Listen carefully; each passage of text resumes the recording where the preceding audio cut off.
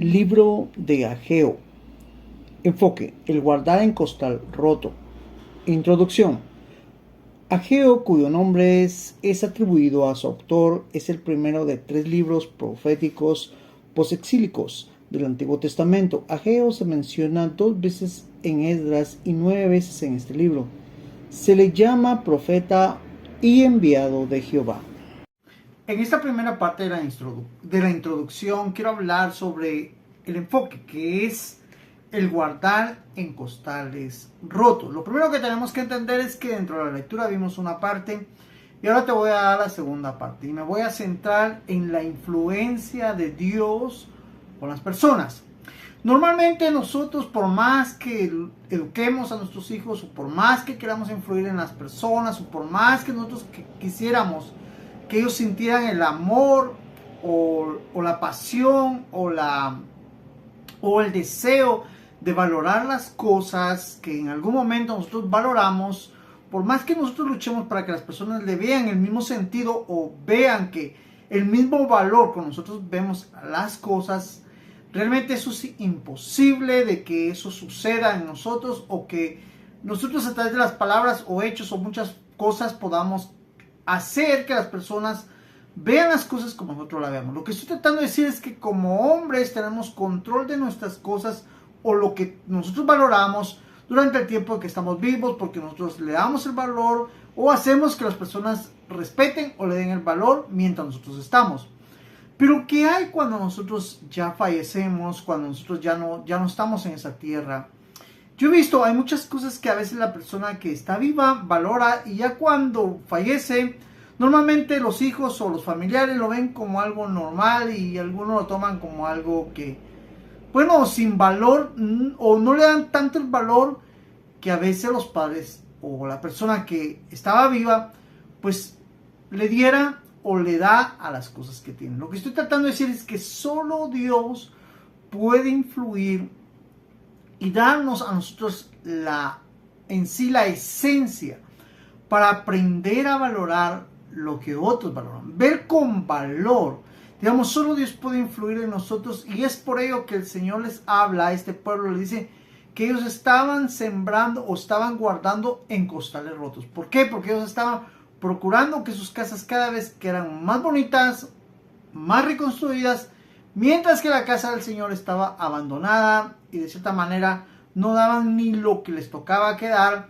Y es por ello que ya molesto el Señor les está diciendo de que no están haciendo las cosas como deben de ser, porque Él es el único que puede influir para que los demás vean con valor lo que ellos veían con valor. Y eso es la forma de ver nosotros hoy en día y aprender de ello para que nosotros entendamos que por qué nosotros debemos darle a Dios lo que nos toca quedar, para que tampoco no caigamos en el error que cayó Israel en aquel entonces de guardar o como dice, depositar lo que nosotros creemos que vale en costales rotos sin la intervención de Dios. En la otra parte de la introducción entendemos que Ageo era un enviado, un profeta, el cual venía con mensajes específicos que Israel necesitaba en aquel entonces para poder lograr lo que Dios quería que ellos hicieran y que ellos entendieran cuál era el objetivo de Dios al regresarlos a Israel. Otra cosa también es que este es uno de los 3 libros después del exilio, digamos, después de que ellos ya sufrieron las consecuencias de la desobediencia, vieron cómo Babilonia los dominó, los tuvo como esclavos y sufrieron también situaciones adversas que de cierta manera uno no puede tener cuando está en un lugar, podríamos decir así, en el extranjero, un lugar o nuestra tierra, donde la mayoría de nosotros nos sentimos en casa, sabiendo que estamos en un lugar donde crecimos, nos formamos, la mayoría nos conocen. Entonces hay ciertas cosas, hay ciertas ventajas, podríamos decir, cuando uno está en el lugar donde ha nacido y un lugar donde es un lugar desconocido. Eso es lo que entendemos en la otra parte. Él pudo haber sido uno de los pocos exiliados que, al regresar a establecerse en Jerusalén, podría recordar cómo era el templo de Salomón antes de que fuera destruido por el ejército de Nabucodonosor. Si fue así, Ageo habría tenido más de 70 años y tal vez más de 80 cuando escribió este libro. En la otra parte ya del 2 de la introducción, entendemos que el pueblo regresa a Jerusalén con un objetivo. Más o menos se entiende, no es exacto, pero se entiende que Ageo pudo haber conocido el templo antes de que lo destruyera el ejército de Babilonia. Pudo haber entendido o haber visto cada uno de en sí lo que era.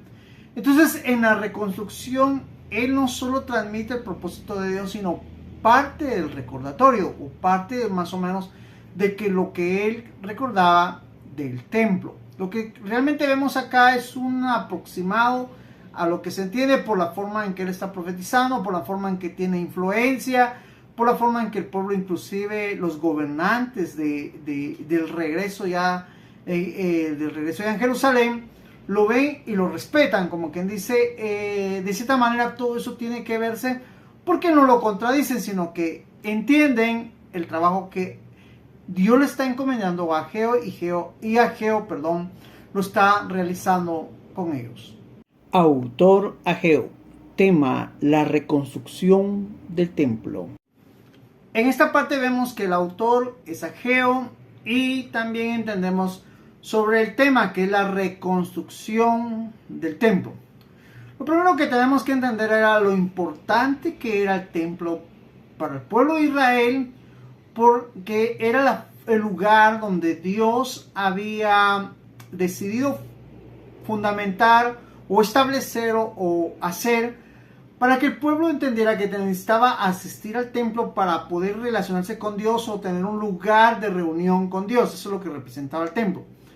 Entonces, digamos, el por qué Dios los lleva de nuevo a Jerusalén es porque ellos deben de entender que van de regreso a reconstruir su relación con Dios, el lugar.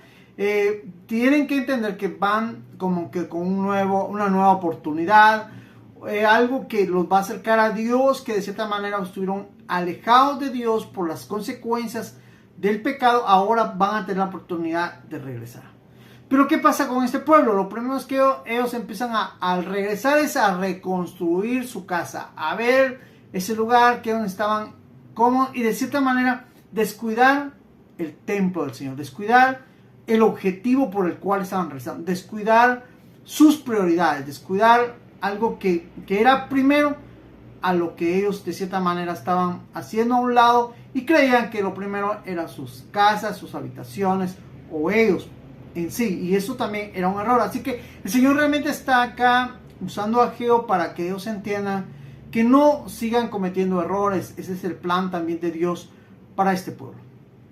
Propósito: durante un periodo de 4 meses en el año 520 a.C., Ageo proclamó los 4 mensajes breves registrados en este libro. Estos mensajes tenían un propósito doble. 1. Exhortar a Zorobabel, el gobernante, y a Josué, sumo sacerdote, a movilizar al pueblo para la reconstrucción del templo. Según Ageo 2:4. Pues ahora, Zorobabel, esfuérzate, dice Jehová. Esfuérzate también, Josué, hijo de Josadac, sumo sacerdote, y cobrad ánimo, pueblo todo de la tierra. Dice Jehová, trabajad porque yo estoy con vosotros.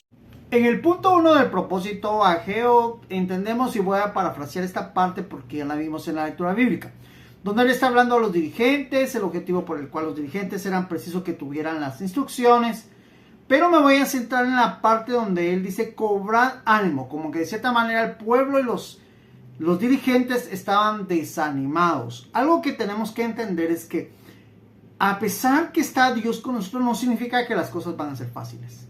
La mayoría de nosotros los seres humanos tenemos un error y muy fatal porque creemos que cuando Dios está o buscamos a Dios, lo que queremos es facilitar todo. Como que dice, la influencia de Dios me va a hacer que las cosas sean fáciles, y no es así. Tenemos que entender que todas las cosas tienen un precio, todas las cosas tienen un tiempo, todas las cosas hay que saber moverse al ritmo de Dios. Cuando hablo del ritmo de Dios es bajo el trabajo, el esfuerzo, el ánimo, la fe. A eso me refiero. No a que Dios te diga ahora y ahora dice Dios, ahora ya no. A veces caemos en eso sin saber que lo que Dios quiere es ver ánimo, esfuerzo, fe, seguridad. Que si Dios me está regresando, digamos, hagámoslo así, ellos tenían que tener que si Dios los está regresando a Jerusalén, lo primero que tenían que hacer es su relación con Dios. Digamos, si Dios te está buscando a ti en el mundo, no es para venir a que tú vengas a juzgar, a señalar, a ver qué es lo que bueno, lo malo que hay dentro de la iglesia. No, te está llamando primero para que tienes, relaciónate con Dios y deja de ver todo lo que está a tu alrededor. ¿Por qué les hablo esto? Porque normalmente cuando uno viene al Evangelio es lo primero que uno ve a las personas, los errores y todo eso. Y lo primero que uno quiere es alejarse, porque uno dice, si en el mundo veo errores y aquí también como que, entonces mejor me voy al mundo. Y es uno de los errores fatales que cometemos. No, necesitamos centrarnos en nuestra relación con Dios y entender que realmente lo que Dios quiere es que nosotros vengamos, tomemos ánimo, nos esforcemos, tengamos fe, le creamos a Dios. Ya Dios sabrá en qué me va a utilizar. Ya Dios sabrá cómo voy a venir y ayudar a Dios y a la iglesia a poder entender que tienen un error. Pero eso ya es un trámite que Dios va a hacer. Ahora, hablo todo esto porque normalmente también algunos de nosotros creemos que Dios va a decir hoy, no, mañana, no. Si ya estaban en la tierra prometida, lo primero que necesitaban era reconstruir el templo. Era su relación con Dios. Entonces, ¿qué estoy tratando de decir? Si tú ya vas a la iglesia, si tú, lo primero que tienes que centrarte es con Dios, no con el pastor, no vas a ver errores humanos, vas a ver muchas cosas que aún la iglesia tiene, porque hay que reconocerlas que las tienen, porque están en el proceso del cambio, no es que han cambiado. Además, en esa tierra no hallaremos perfección, más bien estaremos en el ejercicio hacia la perfección, pero no lo tendremos, porque estamos en una calidad humana, errada y pecaminosa. Entonces, necesitamos entender esa parte, para que cuando nosotros lleguemos a la iglesia, no andemos ahí con ciertas cosas que no son correctas, sino centrados en esforzarnos a asistir a la iglesia, en venir y predicar, en venir a enseñar, no sé, algo te pondrá Dios en el corazón y vas a ser útil. Y eso Dios por eso te está llamando, porque Él ve que eres útil, eres necesario. Si ves errores de algo es porque Dios sabe que te quiere mostrar los errores que hay para que seas útil y lo ayudes a Él en ese trabajo que necesitas hacer. Ahora bien, para que nosotros también entendamos esto, es que Dios quiere a las personas esforzadas, personas trabajadoras, personas que de cierta manera estén dispuestos a hacer lo que les toca hacer. Por ello es que realmente Dios habla y les dice, trabajad porque yo estoy con vosotros. Algo que también tenemos que entender es que es trabajo. Digamos, Dios no nos va a traer a nosotros para venirnos a sentar, a ver esto, a ver lo otro, a criticar. No, es a trabajar. Como que dice, hacer algo dentro de la obra de Dios. Hacer algo que necesitamos hacer porque Dios quiere que nosotros podamos ejercer ese trabajo. Así que tenemos que entender todo ello, que somos útiles para que podamos tener ese ánimo de trabajar en la obra de Dios. 2. A movilizar al pueblo a reordenar la vida y las prioridades para continuar la obra con dedicación y con la bendición de Dios. Según Ageo 1:14.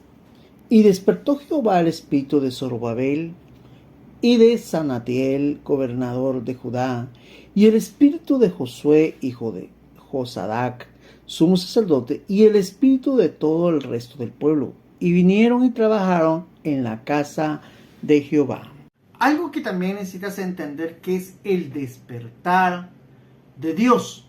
Digamos, cómo Dios usa a Ageo para despertar el espíritu de Zorobabel, de Sanatiel y del espíritu de Josué, hijo de Sodac, el sumo sacerdote, y el espíritu del resto del pueblo. Vinieron y trabajaron en la casa de Dios. Como que dice, cuando Ageo es impulsado por Dios a decirles a ellos que estaban errados porque estaban más preocupados que su casa, de la casa de Dios, entonces el Señor, ellos sintieron la confrontación. El Señor los confrontó a través de Ageo. Y ellos se entendieron, no se molestaron. Entonces ese despertar fue eso, la confrontación y como la reacción a decir, sí, estamos en un error. Entonces todos ellos despertaron, dice, todo el pueblo despertó y locamente empezaron a llevar lo que se necesitaba y reconstruir el templo. Quiero que entiendas esto.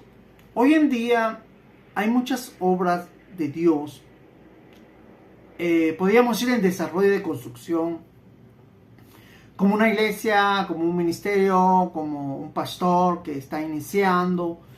Hay muchas cosas que se están dando.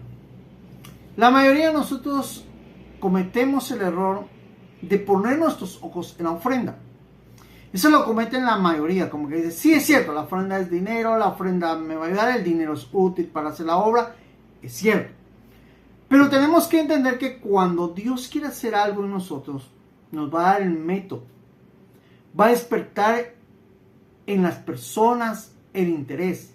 No hay que forzar a las personas a que lleven dinero. No hay que hacer una lista, yo quiero esto, yo quiero lo otro, y las personas sentirse comprometidas, inclusive ir a prestar o ver cómo cumplir eso. No se trata de poner cargas pesadas. Cuando Dios despierta el espíritu, sin tanta cuestión, las personas van a empezar a dar. Me acuerdo en una oportunidad, conocí a un varón que estaba al frente de una iglesia y no era el pastor, no, que él era el tesorero. Se necesitaba un dinero y él vino y dijo, hermanos, ¿por qué no hacemos una promesa? Yo no les voy a decir hagan tanto o den tanto, no, solo hagamos. Usted en su corazón sabe si tiene o no tiene, si usted puede o no puede, pero los que puedan, que se propongan de aquí a 5 meses dar una cantidad, ya sea mensual, semanal, como ustedes quieran, como ustedes puedan, y de aquí a 5 meses vemos cuánto juntamos. Y cuando él vio, se acercó uno, mira, apúntenme con tanto, y empezaron a apuntar, apúntenme ahí en la gran fila, vi con tanto, y todos cumplieron y se logró lo que querían. A veces pasa de que hay pastores o en ciertas iglesias hay reuniones y hay debates y hay que no, que esto y tienen que traer esto y lo otro.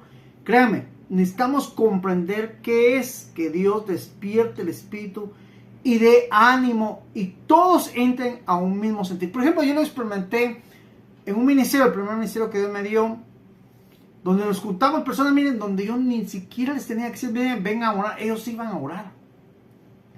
Yo solo me acuerdo que decían, miren, mañana tenemos reunión, esto y esto, y ellos llegaban, no tenía que forzar yo a nadie, no les decía, mire que esto, como a veces tal vez hubo unas prácticas en las células de ir a tocar la puerta, insistir a la gente. Miren, es cierto, a veces nosotros tenemos que insistir un poco porque entendemos que Dios a eso nos llama, y Dios tuvo que insistirnos para que estuviésemos con Él. Pero a veces también fastidiamos, llegamos a un punto de fastidiar, y ya las personas pues ya nos ven mal. Y no se trata de eso, sino tenemos que orar, de saber, entender cuál es el tiempo de Dios. Y Dios va a hacer obras que ni nosotros podemos hacer. Trato de hablar esto y que le busquemos un equilibrio a esto para que entendamos que necesitamos reconocer el despertar de Dios en las personas. Y cuando Dios lo haga, vamos a ver resultados muy bonitos.